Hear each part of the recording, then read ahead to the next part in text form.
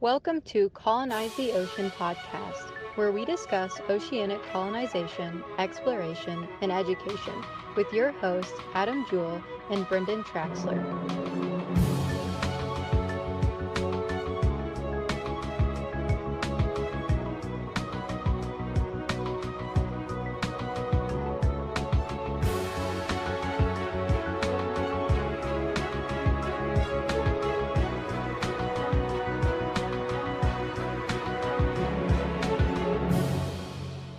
Welcome, everybody.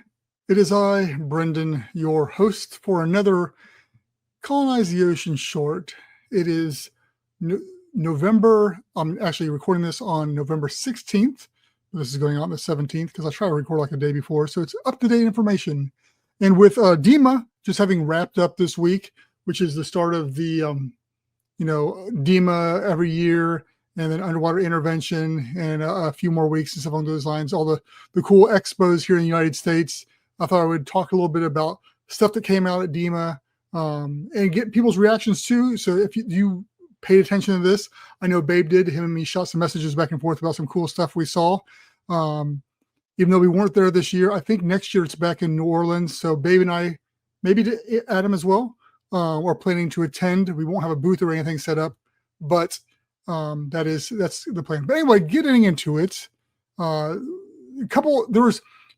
is always great because yes, it's mostly a dive industry type of thing, but they have all the tech and the new stuff out there, plus rehashes of some older stuff that they're bringing back. Or the big takeaway from it is oftentimes it's not brand new stuff, but it's technology that's been around for a while, but because of breakthroughs or because you're able to cost saving and stuff like that, they're able to bring these great technologies down to a more price that is available to the consumer. And so we're going to see that, especially with one of these things I'm going to talk about. But there's three main things I want to talk about out of the hundreds and hundreds of things shown there.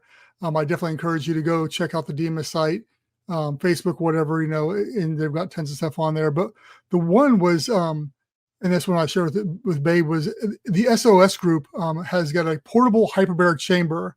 And what's cool is, first off, it's this tiny, it folds into itself pretty much and then can be stretched out. It's not huge. So, if you're like a bigger person, you're probably going to be in trouble and not be able to use it. But for a situation where you need something like really quick that can be boxed into like a helicopter or a car or a van or something like those things and taken on site really fast, it'd be cool.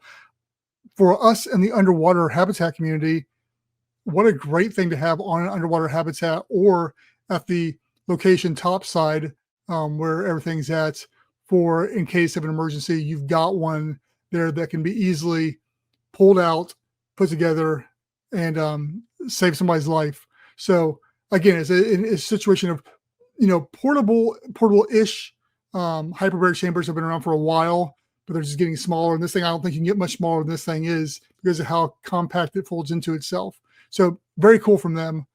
The other thing is, I don't know if I'm going to pronounce this right, but it's Lafitte.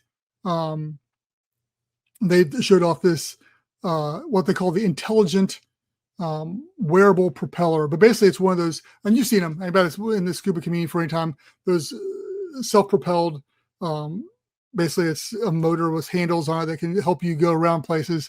But the cool thing is it's getting smaller and smaller and smaller and more price. Like this thing's only $700.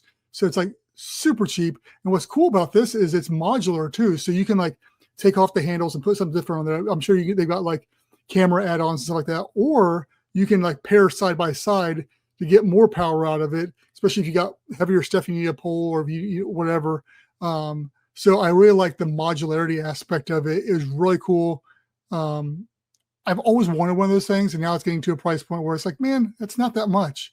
Especially when you're looking at most of your dive equipment out there. This isn't out of the ballpark now to have an add into your repertoire. And the last thing, which is probably for the average person out there, the biggest game changer is SEAC has shown off an anti-fog mask. Now, anybody that dives, fogging up your mask is a problem. Whether you're spitting in it, using gels or sprays or whatever, having to clear your mask underwater is not always fun to have to get fog out of it. But what they've done is they developed this, it's how they tempered the glass, I guess. You don't do anything except for you just put it in the water. You rub the lenses inside like you normally would, where they said like up to a minute a piece, and you're good to go. It won't fog up, is what their claim is. So we'll see as it gets out there, but it's just a regular standard looking mask.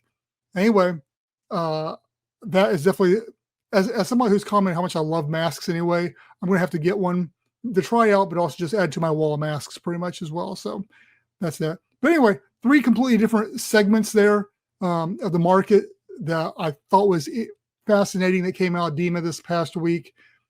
Again, if you watched it, if you attended especially, or if you were monitoring what was going on, I'd be curious to hear what kind of stuff you were most excited about, what you would hope to see that didn't show up, and are there any insights about it? So anyway, shoot a comment, let me know, and we'll be back with you next week.